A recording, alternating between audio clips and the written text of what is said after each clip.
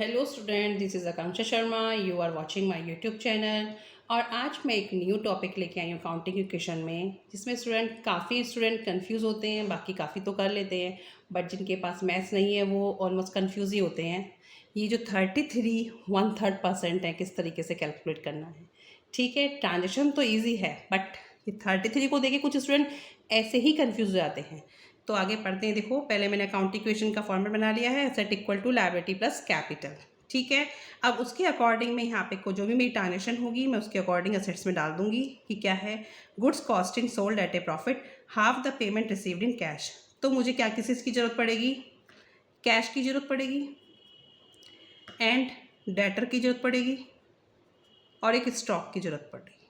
ठीक है, इन सब की मुझे नीड पड़ेगी इसके अकॉर्डिंग टू अकाउंटिंग ट्रांजेक्शन्स की के अकॉर्डिंग।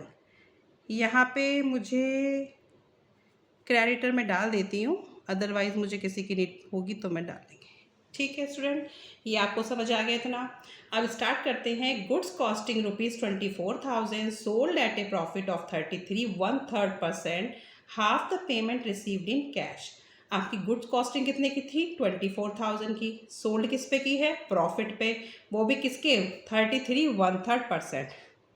तो हाउ टू कैलकुलेट 1/3% 33 का। ठीक है, कैसे कैलकुलेट करना है, 33 का 1/3 100/3।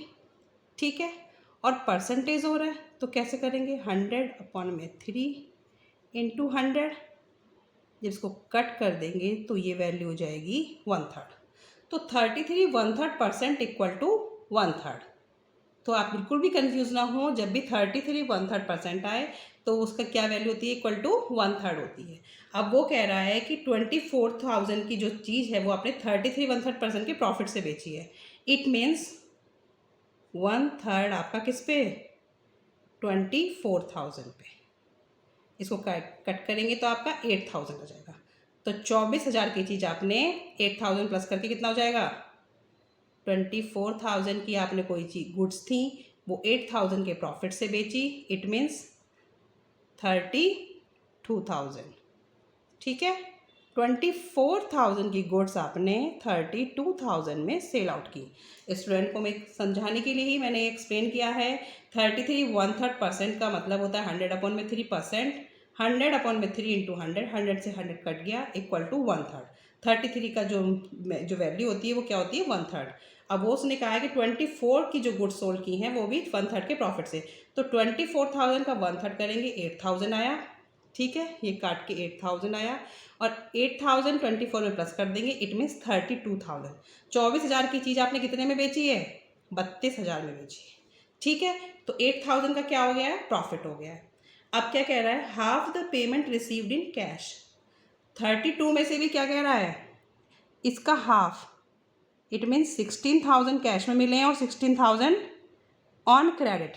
ठीक है, तो क्या करेंगे आप, कैश में हम 16,000 डाल देंगे क्योंकि 16,000 ही आया है। डेटर से 16,000 आएगा, अभी आया नहीं है।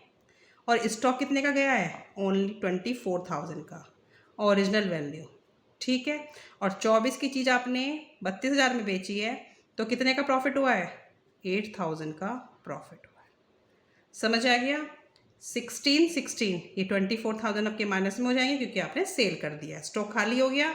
16 32 में से 24 गए, 8,000। Asset equal to liability plus capital, वो भी 8,000, ये भी 8,000। समझ आ गया आपको स्टूडेंट।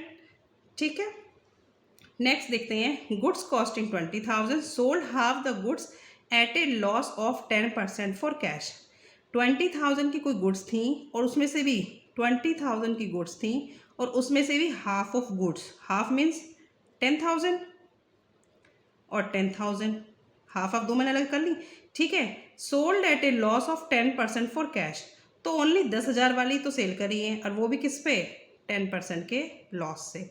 तो 10% कितना हो जाएगा, 1,000। इट मीन्स आपने कितने में सेल करी होंगी, 9,000 में।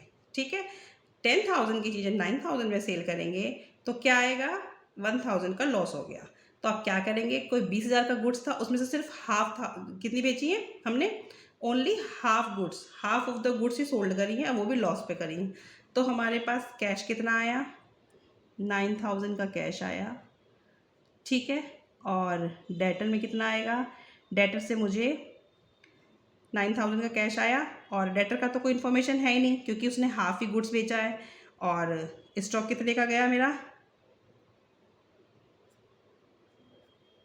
स्टॉक मेरा 10000 का गया, और 1000 का मुझे लॉस हो गया, मुझे मीन्स फर्म को लॉस हो गया, फर्म को लॉस हुआ है, ठीक है। क्योंकि सारी ट्रांजेक्शन किसके पॉइंट ऑफ व्यू से हो रही है स्टूडेंट, फर्म के पॉइंट ऑफ व्यू से। समझ आया, क्योंकि इन्फॉर्मेशन आपके पास बस इतनी है कि गुड्स कॉस्टिंग 20,000 की थी, उसमें से खाली 10,000 वाली बेची हैं, और जो 10,000 वाली बेची है वो भी लॉस पे बेची हैं 10% के। तो 10,000 पे पहले आप 10% लगाएंगे, वो वैल्यू 1,000, 10,000 में से 1,000 गए तो कितना है 9,000। तो इट मीन्स कैश में 9,000 आएगा, स्टॉक 10,000 का ही खाली होगा, और 1,000 का लॉस हो गया। अब स्टूडेंट कहेंगे 10,000 कहाँ गए, तो इसकी कोई इन्फॉर्मेशन थी ही नहीं, तो इसलिए हम कहीं नहीं शो करेंगे, ठीक है, क्योंकि बात किसकी हो रही है, खाली 10,000 की हो रही है, ठीक है स्टूडेंट। ये क्वेश्चन बस मैंने किस लिए किया है, इससे आपको मैंने बस अकाउंटिंग इक्वेशन बताई हैं कि किस तरीके से आप 33% वाले को कर देंगे, और किस तरीके से अगर लॉस पे गुड्स बेच रहे हैं तो उसको कैसे सॉल्व कर सकते हैं। Okay, thank okay student, thank